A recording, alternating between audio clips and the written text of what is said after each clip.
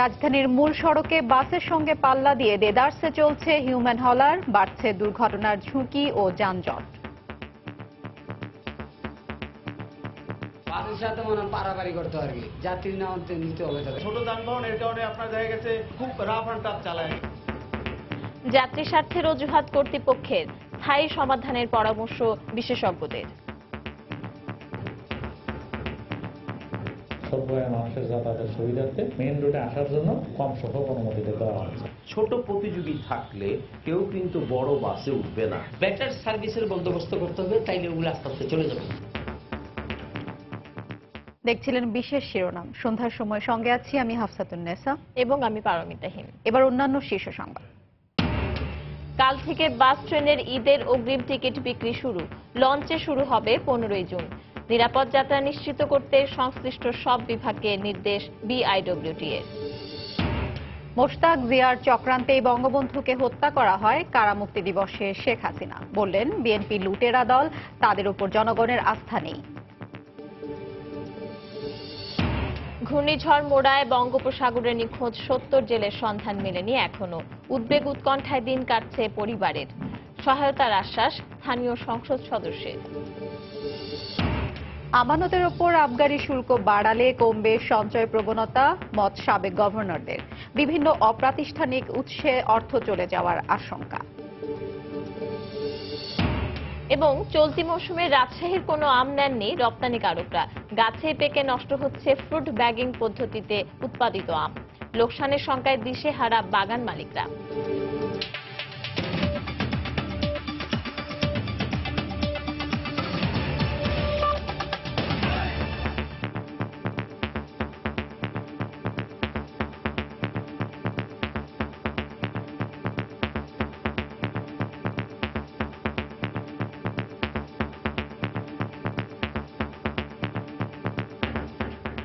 রাজধানীর ছোট ছোট সড়ক তো বটেই, মূল সড়কেও দেদারসে চলছে হিউম্যান হলার।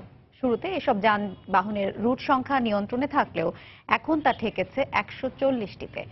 রুট পারমিট দানকারী সংস্থা মেট্রো আরটিসি বলছে যাত্রী স্বার্থ বিবেচনা করেই অনুমোদন দেওয়া হয়েছে এসব রুট। বিশেষজ্ঞরা বলছেন বিশৃঙ্খলা এড়াতে মূল সড়ক থেকে হিউম্যান হলার তুলে দেওয়ার বিকল্প নেই। তাফসির বাবু রিপোর্ট। Mohakhali rail crossing. রাজধানীর গুরুত্বপূর্ণ এই প্রধান সড়কটিতে অন্যান্য যানবাহনের পাশাপাশি লেগুনার এরকম জটলা দেখা যায় সবসময়।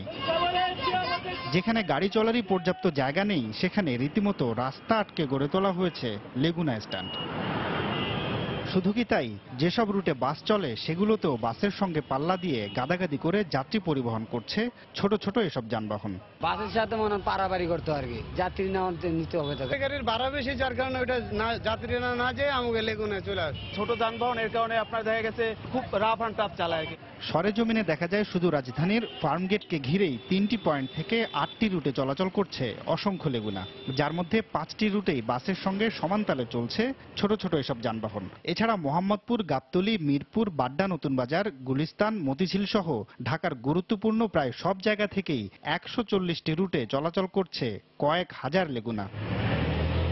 গণপরিবহন ব্যবস্থার সঙ্গে সঙ্গতিপূর্ণ না হলেও কেন বাস রুটে দেয়া হয়েছে লেগুনার অনুমোদন, এমন প্রশ্নে রুট পারমিট দানকারী সংস্থা মেট্রো আরটিসি বলছে অতীতে যাত্রী চাহিদার কারণেই এই সিদ্ধান্ত নেওয়া হয়েছিল।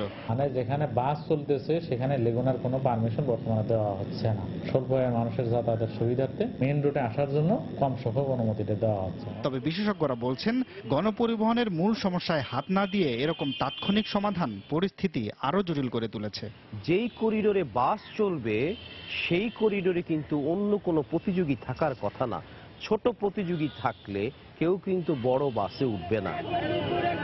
বিকল্প ব্যবস্থা করে ধাপে ধাপে লেগুনার অনুমোদন বন্ধের পরামর্শ তাদের, আর এসব পরামর্শ বিবেচনা করা হচ্ছে বলে জানিয়েছে মেট্রো আরটিসি। 3 বছরের জন্য রেজিস্ট্রেশন দেওয়া হয়, তাহলে 3 বছর পর এটাকে যদি আমরা রিনিউ না করি, যেটা পরামর্শ ছিল, তাহলে আস্তে আস্তে কিন্তু এই ছোট ছোট গাড়িগুলি মেইন বাস করিডোরে থাকার কথা ছিল না। আপনাকে প্রাইস আউট করতে হবে। প্রাইস আউট কি?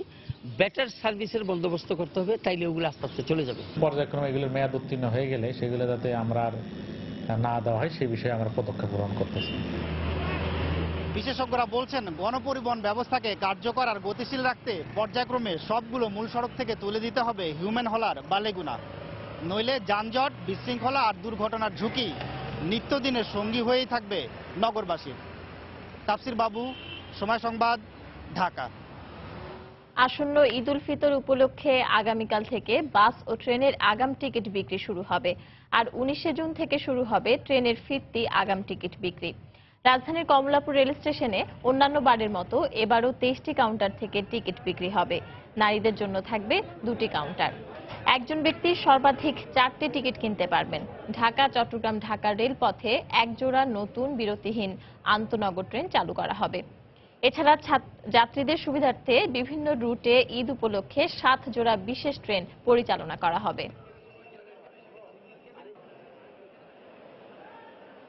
আগামী 15 জুন থেকে লঞ্চের অগ্রিম টিকিট বিক্রি শুরু হবে বলে জানিয়েছে বাংলাদেশ অভ্যন্তরীণ নৌ পরিবহন সংস্থা BIWTA।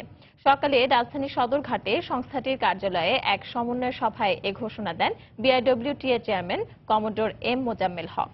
আসন্ন ঈদ উল ফিতরকে সামনে রেখে যাত্রীদের নিরাপদ যাত্রা নিশ্চিত করতে সংশ্লিষ্ট সকল বিভাগকেও নির্দেশ দেন তিনি। এ সময় অতিরিক্ত যাত্রী না নিতেও লঞ্চ মালিকদের কঠোর নির্দেশনাও দেন সংস্থাটির চেয়ারম্যান। সদরঘাট টার্মিনালে আসা ও যাওয়া থেকে শুরু করে ঘাটে এবং লঞ্চ ছাড়া পর্যন্ত যাত্রীর সব ধরনের নিরাপত্তা নিশ্চিত করতে ডিএমপির প্রতিও আহ্বান জানান তিনি।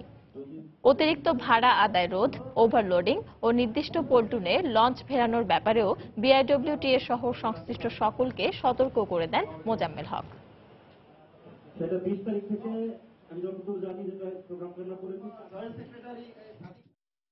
2 লক্ষ যাত্রী যদি সবাই একসঙ্গে চলে আসে 3 দিন আগে, তাহলে কিন্তু 2 লক্ষ ক্যাপাসিটি এক্সিড করে যাবে। এই জন্য আমরা বারবার রিকোয়েস্ট করেছি যারা ছুটি দিচ্ছেন, বিশেষ করে সরকারি, বেসরকারি এবং যারা মালিক, শ্রমিক, গার্মেন্টস, এরা এদেরকে আমরা রিকোয়েস্ট করেছি ঈদের যে আপনার যে 7 দিন আগে, 10 দিন আগে যেন ছুটিগুলো ওনারা দিয়ে দেন। আসবার সময় যেন যাত্রীরা হয়রানির শিকার হতে না পারে। ঘাটের মধ্যে কোনো ধরনের এই আপনার যে কলম পার্টি, ওষুধ পার্টি, এই পার্টি, ওই পার্টি, যেটা ছিনতাইকারী, পুলিশ কর্তৃপক্ষ থাকবেন, আমি আপনার দৃষ্টি আকর্ষণ করছি। 15 তারিখ থেকে মালিক পক্ষ যারা সিদ্ধান্ত নিয়েছেন, আমাদের এখানে টার্মিনালে যে কাউন্টার করা হয়েছে সেইখান থেকে ওনারা অগ্রিম টিকিট প্রত্যেকটা কাউন্টারে লোক বসে যাবে। প্রধানমন্ত্রী শেখ হাসিনা বলেছেন, খন্দকার মোশতাক ও জিয়াউর রহমানের চক্রান্তেই বঙ্গবন্ধুকে হত্যা করা হয়।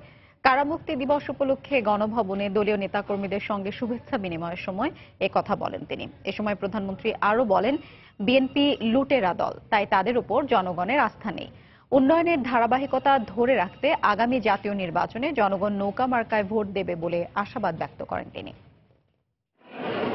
2007 সাল, দেশে তখন চলছিল সেনা সমর্থিত তত্ত্বাবধায়ক সরকারের শাসনামল। সে বছরই রাজনীতি থেকে বাইরে রাখতে ষড়যন্ত্র করে দায়ের করা মামলায় 16 জুলাই গ্রেপ্তার করা হয় আওয়ামী লীগ সভাপতি শেখ হাসিনাকে। দীর্ঘ 11 মাস কারাবাসের পর 2008 সালের 11 জুন সংসদ ভবনের পরিত্যক্ত ভবনে স্থাপিত বিশেষ কারাগার থেকে মুক্তি পান বঙ্গবন্ধু কন্যা শেখ হাসিনা। দিনটি উপলক্ষে প্রিয় নেত্রীকে শুভেচ্ছা জানাতে রোববার বেলা 10টায় প্রধানমন্ত্রীর বাসভবন গণভবনে যান নেতাকর্মীরা। এ সময় দলের শীর্ষ নেতারা ফুল দিয়ে শুভেচ্ছা জানান সরকার প্রধানকে। আরও শুভেচ্ছা জানান দলের অঙ্গ ও সহযোগী সংগঠনের নেতারা। সরকার বলে তত্ত্বাবধায়ক সরকারের আমলের আন্দোলন, কারাজীবন ও রাজনীতির মাঠের স্মৃতিচারণ করেন শেখ হাসিনা। বলেন, কোনো পরোয়ানা ছাড়াই তাকে গ্রেপ্তার করেছিল তৎকালীন তত্ত্বাবধায়ক সরকার। আমি যখন ওয়ারেন্ট চাইলাম, আমাকে ওয়ারেন্ট দেখাতে পারে না। আমি যখন সার্চ ওয়ারেন্ট আছে কিনা দেখাতে চাইলাম, তা আমাকে দেখাতে পারলো না। আমাকে বলল যে কোর্টে যেতে হবে। আমি চলে গেলাম। আমাকে কারাগারে একা একটা বাড়িতে, একটা পরিত্যক্ত ঘোষণা করা, সেখানে আমাকে রাখা হয়েছিল 11টা মাস। দেশের অভ্যন্তরে যারা ওই হানাদার বাহিনীর দোসর, ওই রাজাকার আলবদর থেকে শুরু করে আরো আমাদের কিছু মুনাফেক নিশ্চয়ই নিজেদের মধ্যেও ছিল, এই খন্দকার মোশতাক থেকে শুরু করে জিয়া পর্যন্ত, এদের একটা চক্রান্তের মধ্য দিয়েই জাতির পিতাকে হত্যা করা হয়। বিএনপিকে একটি লুটেরা দল হিসেবে ইঙ্গিত করে প্রধানমন্ত্রী বলেন, তাদের ওপর আর আস্থা নেই মানুষের। আগামী নির্বাচনেও উন্নয়নের যথাযথ মূল্যায়ন হবে বলেও আশাবাদ তার। যতই বিএনপি বলুক তারা 2 বার ক্ষমতায় ছিল, 3 বার ক্ষমতায় ছিল, মানুষকে কি দিয়েছে? মানুষকে দেয়নি, কিন্তু তাদের হয়েছে। তাদের উপর জনগণের বিশ্বাস নেই, আস্থা নেই, কারণ এরা লুটেরা পার্টি। আগামীতেও নির্বাচন, আমি বিশ্বাস করি জনগণ আজকে যে উন্নয়নের সুফল পাচ্ছে, নিশ্চয়ই সেই সুফলের ধারাবাহিকতা বজায় রেখে তারা নৌকা মার্কায় ভোট দিয়ে আওয়ামী লীগকে বিজয় করবে। সব বাধা অতিক্রম করে দেশের স্বার্থ সমুন্নত রেখেই জনগণের কল্যাণে কাজ করার দৃঢ় অঙ্গীকার পুনর্ব্যক্ত করলেন প্রধানমন্ত্রী শেখ হাসিনা। বাংলাদেশ হবে একটা উন্নত সমৃদ্ধ দেশ। দেবাশিস রায়, সময় সংবাদ, ঢাকা। কাতারে চলমান বৈশ্বিক অস্থিরতার বিষয়ে বাংলাদেশ দৃষ্টি রাখছে বলে মন্তব্য করেছেন পররাষ্ট্রমন্ত্রী আবুল হাসান মাহমুদ আলী। প্রধানমন্ত্রী শেখ হাসিনার সুইডেনের দ্বিপাক্ষিক সফর উপলক্ষে মন্ত্রণালয়ে আয়োজিত সংবাদ সম্মেলনে তিনি আরো বলেন, এ সফরে দুদেশের মধ্যে পারস্পরিক সহযোগিতা, বাণিজ্য সম্প্রসারণ সহ বিভিন্ন ইস্যুতে গতিশীলতা আসবে।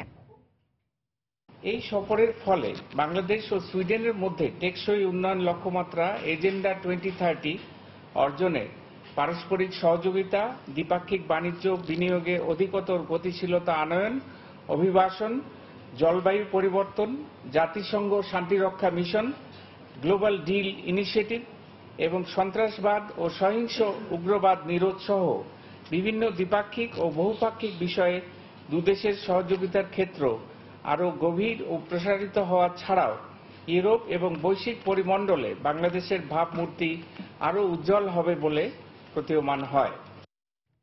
সন্ধ্যার সময় আরো থাকছে। অস্বাস্থ্যকর পরিবেশে সেমাই ও মিষ্টি তৈরির অভিযোগে রাজধানীর বেশ কয়েকটি কারখানাকে 3.5 লাখ টাকা জরিমানা, মাংসের দোকান ও খাবারের হোটেলেও দণ্ড।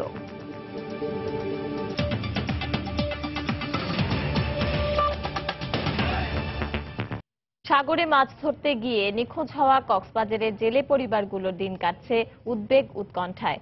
ঘূর্ণিঝড় মোড়ায় নিখোঁজদের মধ্যে 33 জেলে বাড়ি ফিরলেও এখনো সন্ধান মেলেনি 70 জনের।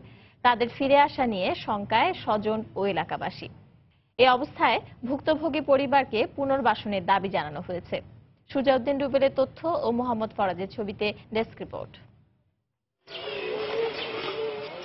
কক্সবাজারের দ্বীপ উপজেলা মহেশখালীর পুটিবিলা এলাকার জান্নাত আরার 2 ছেলে শহীদুল্লাহ ও আমানুল্লাহ ঘূর্ণিঝড় মোড়া আঘাত হানার পর এখনো বাড়ি ফেরেনি। সন্তানের খোঁজ না মেলায় মায়ের দিন কাটছে উদ্বেগ আর শঙ্কায়। স্বজনরা জানান, ট্রলার নিয়ে বঙ্গোপসাগরে মাছ ধরতে গিয়েছিলেন তারা। ঘূর্ণিঝড় মোড়ার পর নিখোঁজ হন দুজনই। শুধু তারা নন, নিখোঁজ রয়েছেন একই এলাকার আরো 50 জেলে। 12 দিন পরেও তাদের সন্ধান না পাওয়ায় পুরো এলাকায় বিরাজ করছে উদ্বেগ উৎকণ্ঠা। আমার বাচ্চা একটা খুব কষ্ট, এখন মাইজন ঘুষ খাওয়ার না পাই, এখন আর কিভাবে চললাম, কিভাবে খাই। আমি একটা বই গাছে বাপু আসা খাই, এখন কি করে চললাম। ওদের পরিবারে কামার মতো ছিল ওরা ছাড়া কোনো আর কোনো কেউ কামার মতো লোক ওদের পরিবারে নেই। এদিকে ঘূর্ণিঝড় মোড়ার পর ভারতীয় সেনাবাহিনীর সহায়তায় উদ্ধার হওয়া 33 জেলে বাড়ি ফিরেছেন। তবে সেদিনের দুঃসহ স্মৃতি বয়ে বেড়াচ্ছেন তারা। বাস আর কন্টেনার নিয়ে বাঁচতে থাকি, তখন 2 দিন বয়সে আমরা কোথায় গেছি আমরা নিজেও জানি না। আমরা 2 দিন বেশি পরে একটা নেভি এসে আমাদেরকে তুলে নিয়েছিল। স্থানীয় সংসদ সদস্য জানান, ক্ষতিগ্রস্ত ও নিখোঁজ জেলে পরিবারকে পুনর্বাসনের পদক্ষেপ নেওয়া হবে।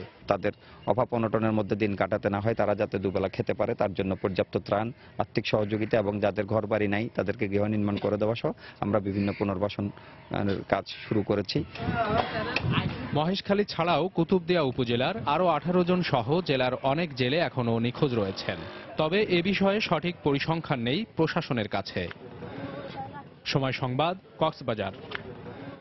যে কোনো ধরনের আমানতের উপর আবগারি শুল্ক থাকা উচিত নয় বলে মনে করেন বাংলাদেশ ব্যাংকের সাবেক গভর্নররা।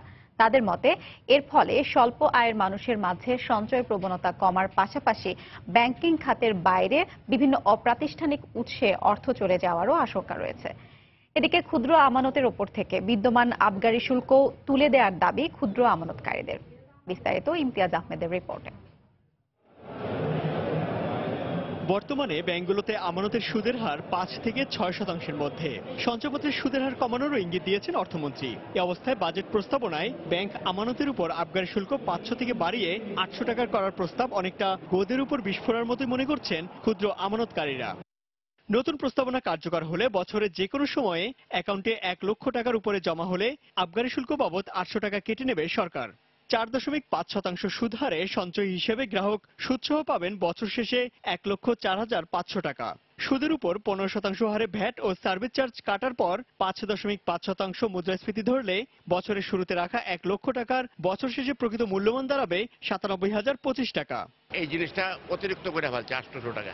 যারা 1 লাখ টাকা থয় এরা তো সবচেয়ে নিম্ন মধ্যবিত্ত পরিবারের লোক, আর যারা নাকি ধরেন কোটি কোটি টাকা থয় ওদের জন্য তো এটা কোনো এফেক্ট না। এইটার সমালোচনা আমাদের হচ্ছে, এটা কিন্তু ওনার উচিত হয় নাই। 1 লাখ টাকা থেকে 800 টাকা যদি কেটে নেয় তাহলে এটা মাথায় বাড়ি দেওয়ার মতো অবস্থা হয়ে যাবে। সাধারণত মাদক বা জনস্বাস্থ্যের জন্য ক্ষতিকর এমন পণ্যের উপর আরোপ করা হয় আবগারি শুল্ক। অর্থনীতির পরিভাষায় সিনট্যাক্স বা পাপকর হিসেবে পরিচিত এই আবগারি শুল্ক ব্যাংক আমানতের উপর রাখার যৌক্তিকতা নিয়ে প্রশ্ন তুলেছেন কেন্দ্রীয় ব্যাংকের সাবেক এই গভর্নর। 800 থেকে 500 টাকা করবে এটা মোটেও না, এটা শূন্য করতে হবে সোজাসুজি, এটা কোনো যৌক্তিকতা নাই। এই ধরনের ডিপোজিটের উপর আবগারি শুল্ক হয় না। আবগারি শুল্কটা সাধারণত কোনো জিনিসের বাড়িতে করার জন্য হয়, মদ, গাঁজা, সিগারেট। আপনার একটা টাকা যখন কোনো কারণ ছাড়াই যদি দেখে যে কমে যাচ্ছে, ঠিক থাকলেও হতো, কমে যেত স্বাভাবিক লোকজন রিয়াক্ট করবে, সঞ্চয় বাড়াবো, এটার উপর নেতিবাচক করবো। আর এইদিকে হবে কি, যাদের অল্প সঞ্চয় তারা ওই সমিতির দিকে ঝুঁকে পড়বে। ক্ষুদ্র আমানতকারীর কথা মাথায় রেখে এই শুল্ক 3 লক্ষ টাকার চেয়ে বেশি আমানতের উপর নির্ধারণ করা যেতে পারে বলে মত কেন্দ্রীয় ব্যাংকের সাবেক এই গভর্নরের। এখন 1 লক্ষ টাকা খুব বেশি টাকা নয়, এইটাকে বাড়ানোর ফলে খুব ক্ষতিগ্রস্ত হবেন নিম্নবিত্ত, নিম্ন মধ্যবিত্ত এবং মধ্যবিত্ত। এর ফলে যদি ব্যাংকিং ব্যবস্থা থেকে মানুষ মুখ ফিরিয়ে নেয় তাহলে কিন্তু খুব বড় ধরনের ক্ষতির সম্মুখীন হতে হবে। চলমান যে আবগারি শুল্কটা আছে সেটা 3 লক্ষ টাকা ডিপোজিট পর্যন্ত রহিত করা দরকার। আমি একটি বাজেট প্রণয়ন। স্বাধীনতার পর থেকে ব্যাংক আমানতের উপর 6 বার আবগারি শুল্ক বাড়ানো হলেও এখন পর্যন্ত মাত্র 2 বার বাজেট বক্তৃতায় তা উল্লেখ করা হয়েছে। 6,06,000। ইমতিয়াজ আহমেদ, সময় সংবাদ, ঢাকা। বিএনপিকে বাদ দিয়ে দেশে কোনো নির্বাচন হবে না উল্লেখ করে দলটির চেয়ারপারসন বেগম খালেদা জিয়া বলেছেন, নির্বাচন হতে হবে সহায়ক সরকারের অধীনে, শেখ হাসিনার অধীনে নয়। গুলশানের ইমানুয়েলসে মুক্তিযোদ্ধাদের সাথে ইফতারের সময় একথা বলেন বেগম খালেদা জিয়া। এ সময় তিনি অভিযোগ করেন, সরকার জনগণকে 10 টাকা কেজি চালের প্রতিশ্রুতি দিলেও মানুষকে এখনো 70 টাকা কেজি চাল খেতে হচ্ছে। বিএনপিকে বাদ দিয়ে দেশে কোনো নির্বাচন হবে না, হতে দেওয়া হবে না। এই দেশে নির্বাচন হবে সহায়ক সরকারের অধীনে, হাসিনার অধীনে নয়। যেই নির্বাচনে সকল রাজনৈতিক দল অংশগ্রহণ করবে, আমরা চাই সকল রাজনৈতিক দল অংশগ্রহণ করে একটু প্রতিদ্বন্দ্বিতাপূর্ণ ইলেকশন হোক।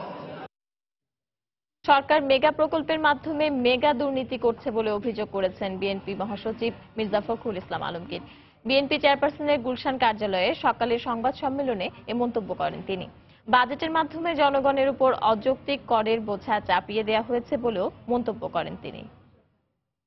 বর্তমান সরকার যেসব মেগা প্রকল্প হাতে নিয়েছে সেগুলোর কাজ 2017-18 অর্থ বছরের মধ্যে বাস্তবায়ন করাই সরকারের অঘোষিত লক্ষ্য। এর জন্য প্রয়োজন হবে প্রচুর অর্থের। সেই অর্থের যোগান দেখানোর জন্যই জনগণের উপর করের বোঝা চাপিয়ে একটি গাণিতিক হিসাবের বাজেট হিসেবে এই বাজেট পেশ করা হয়েছে। পরবর্তী নির্বাচনের পূর্বে সরকার এসব প্রকল্পকে নির্বাচনী প্রচারণার হাতিয়ার হিসেবে ব্যবহার করবে।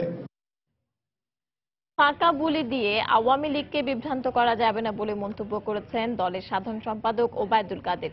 সকালে বুয়েট অডিটোরিয়ামে বাংলাদেশ ছাত্রলীগ কেন্দ্রীয় সংসদের বর্ধিত সভায় বক্তব্য রাখেন তিনি।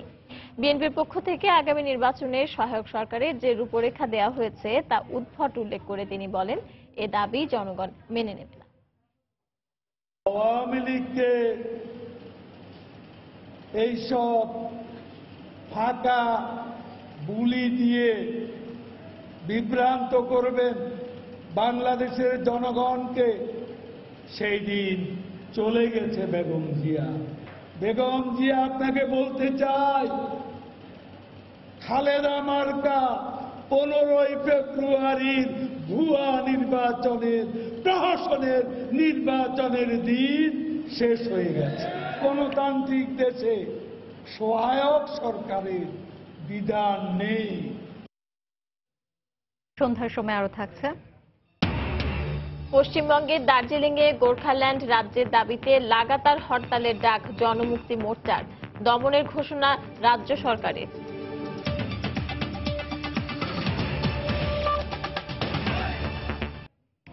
অস্বাস্থ্যকর পরিবেশে সেমাই ও মিষ্টি তৈরির কারণে রাজধানীর বেশ কয়েকটি কারখানাকে জরিমানা করেছে জাতীয় ভোক্তা অধিকার সংরক্ষণ অধিদপ্তর। এ সময় মাংসের দোকান ও খাবারের হোটেলেও বিভিন্ন অভিযোগে জরিমানা করা হয়। দিনভর চলা এ অভিযানে 7টি প্রতিষ্ঠানকে গুনতে হয় প্রায় 3.5 লাখ টাকা। আতিকুর রহমান তমাল রিপোর্ট। মিষ্টি রাখার পাত্র ধোয়া হচ্ছে স্যাঁতস্যাঁতে মেঝেতে। অভিযানের তোড়জোড় দেখেই মাথায় টুপি পরা হলেও হাত পায়ের পরিচ্ছন্নতার বালাই নেই। এটা কাঁচা ছানা রাখো। তোমার পানিটাও তো পরিষ্কার না, জায়গাটাও তো পরিষ্কার না, তাই না?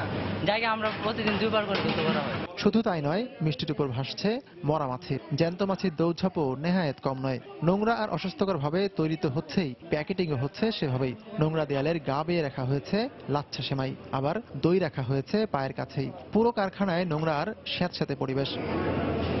এমন সব অভিযোগে যাত্রাবাড়ি এলাকার বেশ কয়েকটি সেমাই ও মিষ্টির কারখানাকে জরিমানা করা হয়। রোববার দিনভর চলা এ অভিযানে নেতৃত্ব দেয় ভোক্তা অধিকার সংরক্ষণ অধিদপ্তর। অপরিষ্কার অপরিচ্ছন্ন পরিবেশে সেমাই তৈরি করছে এবং বিভিন্ন পোকামাকড় আছে সেখানে।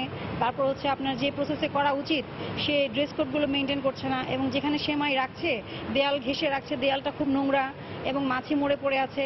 তো এইসব অপরিষ্কার অপরিচ্ছন্ন পরিবেশে যাতে সেমাইটা তৈরি না করে তারা, এই বিষয়ে আমরা প্রচারণাও চালিয়েছি এবং তাদেরকে জরিমানাও করেছি। এর আগে মতিঝিল এজিবি কলোনি কাঁচা বাজারে নির্ধারিত মূল্যের চেয়ে বেশি দাম রাখায় জরিমানা করা হয় 2 মাংস ব্যবসায়ীকে। যে লোকটা ছিল সে কত করে চাইছে? 500 টাকা। 500 টাকা চাইছে। হ্যাঁ। আরে বাবা, আমি তো ওয়াশরুমে গেছিলাম। শুক্র এবং শনিবার বন্ধের দিন হলেও রমজানের বাকি সব দিনগুলোতেই এই অভিযান চলবে, এমনটাই জানিয়েছেন অধিদপ্তরের কর্মকর্তারা। আতিকুর রহমান তমাল, সময় সংবাদ, ঢাকা। ফ্রুট ব্যাগিং পদ্ধতিতে উৎপাদিত আম রফতানি নিয়ে ভয়াবহ বিপর্যয়ের মুখে পড়েছেন রাজশাহীর বাগান মালিকরা। চলতি মৌসুমে তাদের কাছ থেকে কোনো আম নেননি রফতানিকারকরা। এছাড়া রফতানিযোগ্য আমের দাম নির্ধারণ না করায় এবার বড় ধরনের লোকসানের শঙ্কা বাগান মালিকদের। অবশ্য এ বিষয়ে কার্যকর পদক্ষেপ নেওয়ার আশ্বাস স্থানীয় ব্যবসায়ী নেতাদের। রাকিবুল হাসানের রিপোর্ট, ছবি তুলেছেন হাবিবুর রহমান পাপ্পু। চলতি মৌসুমে রাজশাহীর 4 উপজেলায় 150 বাগানে ফ্রুট ব্যাগে 550 মেট্রিক টন রপ্তানিযোগ্য আম উৎপাদন ও বিক্রয়ের লক্ষ্যমাত্রা নির্ধারণ করা হয়। রপ্তানি সমন্বয়কদের সাথে বাগানীদের চুক্তি ভিত্তিতে মৌসুম জুড়ে নানা জাতের রপ্তানি মানের আম উৎপাদন শুরু হয়। বাগানীরা জানান, চুক্তি অনুসারে 28 মে থেকে 1 জুন রপ্তানি সমন্বয়কদের বাগান পরিদর্শন শেষে আমের মূল্য নির্ধারণ ও প্রতিদিনের আম রপ্তানি চাহিদা দেওয়ার কথা। কিন্তু সময় শেষে সপ্তাহ পেরিয়ে গেলেও তাদের অনুপস্থিতি ও আমের মূল্য নির্ধারণ না হওয়ায় গাছে পেকেই পড়ে যাচ্ছে রপ্তানি মানের আম। লাভ তো দূরের কথা, বাগান মালিকদের অতিরিক্ত বিনিয়োগও ভেস্তে যেতে বসেছে। আম সব পেকে পড়ে যাচ্ছে, এগুলো পাকে আম যদি পড়ে যায় তাহলে আমাদের জন্য তো অনেক লস। আমের ম্যাচুরিটি এসে গেছে, ধরে রাখার সম্ভাবনা নাই। যতগুলো শর্ত পূরণ করে আমাদের এই আমটা তৈরি করতে হয়েছে, যদি সত্যি আরো একটু দেরি হয় অথবা এক্সপোর্ট না হয়, এই ব্যয় রিকভারির আর সুযোগ কৃষকের থাকবে না। কন্ট্রাক্ট ফার্মিং এর মাধ্যমে আম করেছি, তাদের উচিত আম নিয়ে যাওয়া। ফল গবেষকরা বলছেন, সঠিক সময়ে আম সংগ্রহ ও রপ্তানি করতে না পারলে ফ্রুট ব্যাগের আম চাষে আগ্রহ হারাবে বাগান মালিকরা। রপ্তানিকারকরা যদি একটু সময় মতো বা একটু আগে থেকেই এই প্রসেসটা কমপ্লিট করে যদি আমগুলো দেশের বাইরে পাঠানো সুযোগ করে দিত, তাহলে নিশ্চিত এই এলাকার কৃষক ভাইরা অনেক লাভবান হতেন। রপ্তানি জটিলতার বিষয়ে বাগান মালিকরা আনুষ্ঠানিকভাবে তাদের জানালে ব্যবস্থা নেওয়ার আশ্বাস দিয়েছেন স্থানীয় এই ব্যবসায়ী নেতা। আম চাষি বা আম ব্যবসায়ী কোন সহযোগিতা আমাদের চাই। আমরা দেখে যেতে হবে যে কি কি সমস্যা আছে চিহ্নিত করে, যে যে সমস্যাগুলো যদি থাকে সেই সমস্যাগুলো দূরীকরণ করে আমরা অবশ্যই এক্সপোর্ট করতে পারবো। জেলা ফল গবেষণা কেন্দ্র ও বাগান মালিকদের সংগঠনগুলোর দেয়া তথ্য মতে এবছর অধিক প্রচলিত 50টি জাতের আমে ফ্রুট ব্যাগিং করা হয়েছে, যার মধ্যে ইতিমধ্যে 46 প্রজাতির আম পেকেছে। রাকিবুল হাসান, সময় সংবাদ, রাজশাহী। আগামী 71 জাতীয় সংসদ নির্বাচন উপলক্ষে নির্বাচন কমিশনের তৈরি রোড ম্যাপ নিয়ে জাতিসংঘের উন্নয়ন সংস্থা ইউএনডিপির সঙ্গে আলোচনা করেছে প্রধান নির্বাচন কমিশনার। দুপুরে রাজধানীর আগারগাঁওয়ে নির্বাচন কমিশন কার্যালয়ে ইউএনডিপির বাংলাদেশের কান্ট্রি ডিরেক্টর সুদীপ্ত মুখার্জির নেতৃত্বে 3 সদস্যের প্রতিনিধি দল কমিশন কার্যালয়ে যান। প্রায় ঘণ্টাব্যাপী বৈঠক করেন প্রধান নির্বাচন কমিশনার সহ অন্যান্য কমিশনারদের সঙ্গে। বৈঠক শেষে নির্বাচন কমিশন সচিব জানান, আগামী নির্বাচন সুষ্ঠুভাবে সম্পন্ন করতে ডিজিটাল ভোটিং মেশিন সহ কয়েকটি বিষয়ে বাস্তবায়নে ইউএনডিপির কাছে সহযোগিতা চাওয়া হয়েছে। আগামী জুলাই মাসের শেষ সপ্তাহে ইউএনডিপি সহ সকল উন্নয়ন সহযোগীদের সঙ্গে আলোচনা করার পর সহযোগিতার বিষয়গুলো চূড়ান্ত হবে।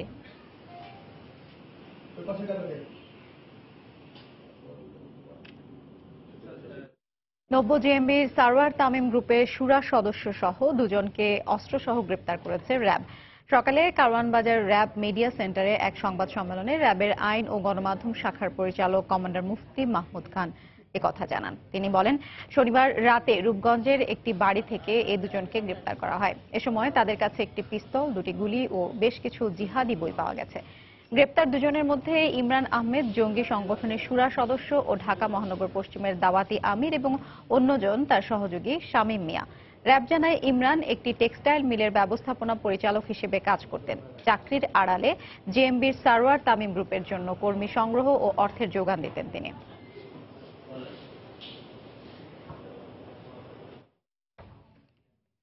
রাজধানীর বিভিন্ন এলাকা থেকে অজ্ঞান পার্টির 15 সদস্যকে গ্রেফতার করেছে ঢাকা মহানগর গোয়েন্দা পুলিশ। দুপুরে ডিএমপির মিডিয়া সেন্টারে সংবাদ সম্মেলনে একথা জানান ডিবির যুগ্ম কমিশনার আব্দুল বাতেন। পুলিশ জানায়, ঈদকে সামনে রেখে রাজধানী জুড়ে সক্রিয় হয়েছে অজ্ঞান পার্টির সদস্যরা। এমন তথ্যের ভিত্তিতে অভিযানে নামেন তারা। এরই ধারাবাহিকতায় রাজধানীর জুরাইন, মগবাজার, ফকিরাপুল ও মৌচাক এলাকা থেকে গ্রেফতার করা হয় তাদের।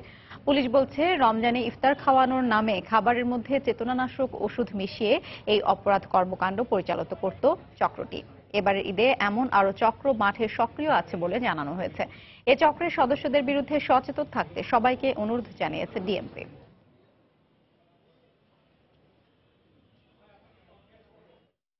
গ্রুপ কতগুলা ওইভাবে আইডেন্টিফাই করা যায়নি।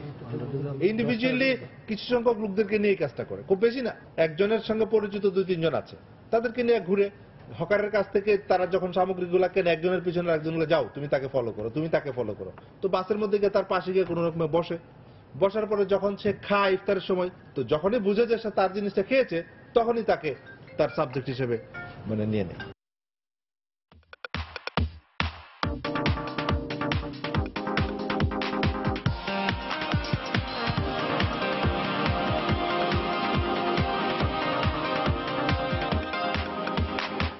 রমজানের মাঝামাঝি পর্যন্ত সময়কে থান কাপড় বিক্রির মৌসুম বলে থাকেন বিক্রেতারা। এবছর সে সময় অতিক্রম করলেও বিক্রি বার্তা নিয়ে সন্তুষ্ট নন তারা। যদিও ক্রেতারা বলছেন, পছন্দের ডিজাইনে পোশাক বানাতে তাদের ভরসা থান কাপড়ের দোকানগুলোই। ঈদ কেনাকাটায় থান কাপড়ের দোকান ঘুরে বিস্তারিত জানাচ্ছেন বিথি হক, ক্যামেরায় ছিলেন পাভেল আমিন। পছন্দের রং বিন্যাস, কাপড়ের মান আর ধরন মিলিয়ে নিজের ডিজাইনের জামা গায়ে তোলার আগ্রহ সব বয়সী নারীদের। শেষ মুহূর্তে তাই ছুটছেন থান কাপড়ের দোকানে। নিজেদের পছন্দ মতো ডিজাইন করা যায় গজ কাপড়ে। গজ কাপড় নতুন আসছে, বেশ কালারফুল, ভালো লাগলো। রেডিমেড বা আনস্টিচ 3 পিসের চেয়ে দামে ও মানে সাশ্রয়ী হওয়ায় ক্রেতাদের পছন্দ এসব থান কাপড়। যেগুলো আমরা গজ কাপড় কিনি ওইগুলো টেকসই অনেক দিন থাকে, 3 পিসে যেটা থাকে না। সালোয়ার বা ওড়না এগুলো দেখা যাচ্ছে ওড়না ভালো লাগতেছে না, বা 3 পিস মানে জামা কাপড়টা ভালো লাগতেছে, এখানে একটু কম পাওয়া যায় অন্যান্য বড় শপিং মল থেকে। কিন্তু বিক্রেতারা বলছেন, ঈদ উপলক্ষে তোলা কাপড়ের সিংহভাগই এখনো অবিকৃত। বাজারে ফ্যাশন হাউসগুলোর দাপটে থান কাপড়ে আগ্রহ হারাচ্ছেন ক্রেতারা। 25 লক্ষ টাকার মাল ইন্ডিয়া থেকে আসছে, কিন্তু তার 20% মালও আমরা বিক্রি করতে পারিনি। অন্যান্য বছর দেখেছেন এই সময় আমাদের আর কি প্রচন্ড ভিড় থাকে। আজকে মোটামুটি এখন পর্যন্ত নিরিবিলির মধ্যেই আছি আমরা। যে কোনো বছরের তুলনায় এবার কেনা বেচার অবস্থা বেশ শোচনীয়, এমন দাবিও বিক্রেতাদের। কাঙ্ক্ষিত সময় পার হয়ে গেলেও এখনো তারা দেখা পাননি তাদের প্রত্যাশিত ক্রেতা দর্শনার্থীদের। তবে সময় চলে গেলেও তারা এখনো প্রত্যাশা করছেন আগামী দিনগুলোতে হয়তো ক্রেতা কিছুটা বাড়বে, কমে আসবে ক্ষতির অঙ্ক। বিথি হক, সময় সংবাদ, ঢাকা। ঈদ উল ফিতরের প্রধান জামাত জাতীয় ঈদগাহে সকাল 8:30টায় অনুষ্ঠিত হবে বলে জানিয়েছেন ধর্মমন্ত্রী অধ্যক্ষ মতিউর রহমান। দুপুরে সচিবালয়ে নিজ মন্ত্রণালয়ে এক আন্তঃমন্ত্রণালয় সভা শেষে সাংবাদিকদের তিনি কথা বলেন। তবে প্রতিকূল আবহাওয়া থাকলে প্রধান জামাত সকাল 9:30টায় অনুষ্ঠিত হবে জাতীয় মসজিদ বায়তুল মোকাররমে।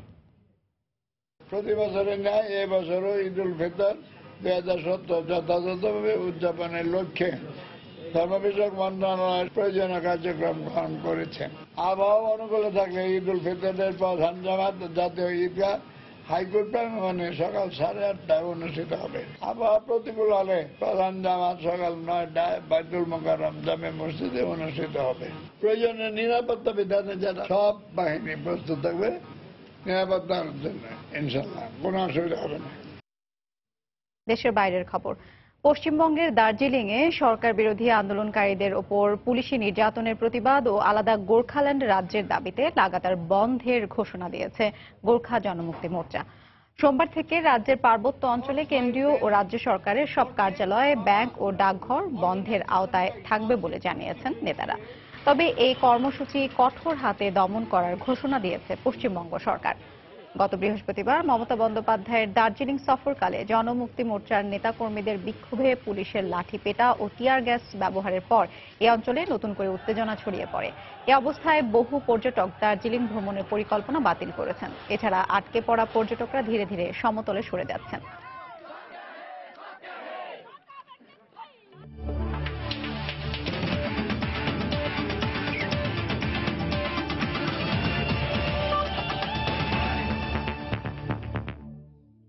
যোগ্য দল হিসেবে চ্যাম্পিয়ন্স ট্রফি সেমিফাইনালে উঠেছে টাইগাররা। দলের অভিজ্ঞ ক্রিকেটাররা দায়িত্ব নিয়ে খেললে বাংলাদেশ যে কোনো দলকে হারানোর ক্ষমতা রাখে, এমনটাই মন্তব্য করেছেন সদ্যই লন্ডন থেকে ফেরা BCB cricket অপারেশনসের chairman Akram Khan. তিনি আরো বলেন, সেমিফাইনালে যে দলই বাংলাদেশের প্রতিপক্ষ হোক, টাইগারদের জন্য জয় পাওয়া অসম্ভব কিছু নয়। টাইগারদের কার্ডিফ রূপকথার স্তুতি ঝরছে ক্রিকেট বিশ্বজুড়ে। বিশ্বের সাবেক কিংবদন্তি ক্রিকেটার থেকে শুরু করে বিশ্ব মিডিয়ায় আলোচনার একটা অংশ জুড়ে নিউজিল্যান্ডকে বিদায় করে টিম টাইগারদের সেমিফাইনালে ওঠার গল্প।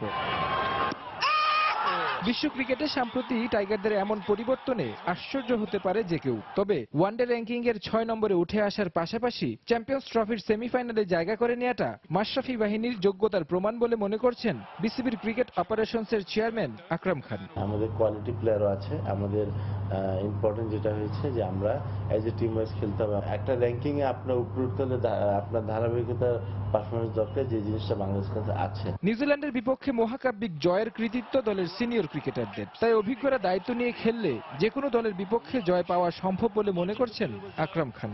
এখনকার সিনিয়র প্লেয়ার দে আর এক্সট্রাঅর্ডিনারি। ওরা কিন্তু আপনার জুনিয়রদেরকে যেভাবে আপনার গাইড করে, তা আমার মনে হয় না যে আমাদেরকে কোনো কিছু করতে হবে। অস্ট্রেলিয়া নিউজিল্যান্ডকে পিছনে ফেলে সেমিফাইনালে উঠেছে বাংলাদেশ, আর মাত্র 2 ম্যাচ দূরে স্বপ্নের ট্রফি থেকে। প্রতিপক্ষের বিচারে হয়তো কঠিন সমীকরণ টাইগারদের জন্য, তবে প্রতিপক্ষ নিয়ে না ভেবে নিজেদের সেরা ক্রিকেট খেলতে পারলে অসম্ভব কিছু দেখছে না বিসিবির এই কর্তা।